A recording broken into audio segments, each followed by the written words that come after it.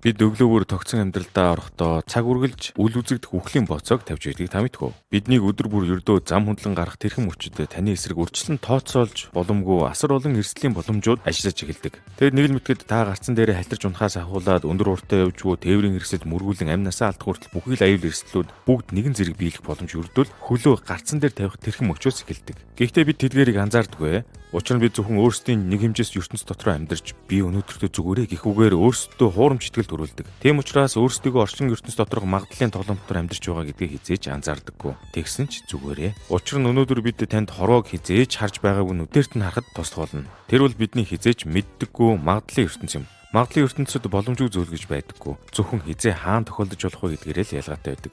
Тэгвэл таны амьдралын бүхий л баяр баясгал, зовлонгуй нэг магадлалын ертөнцид хэрхэн тодорхойлогддог вэ? Бүх зүйлс үнэхээр санамсаргүй болдгоо. Эсвэл урьдаас болох ёстой тул болдог юм болов уу? Үүгээр хүний амьдралыг хэрхэн хэмжиж болох вэ? Хэрв та энэхүү асуултын хариултыг мэдмээр байвал бичлэгээ дуусгах үзээрэй. Бас бичлэгээ эхлүүлэхээс өмнө манай сувгийг дэмжиж лайк болон subscribe дарахыг мартаоцай. Учир нь та бүхний дэмжлэгээр бид дараа дараагийн илүү сонирхолтой бичлэгүүдийг гаргах болно шүү дээ. Одоо ингээд бичлэгэнд орцгоё.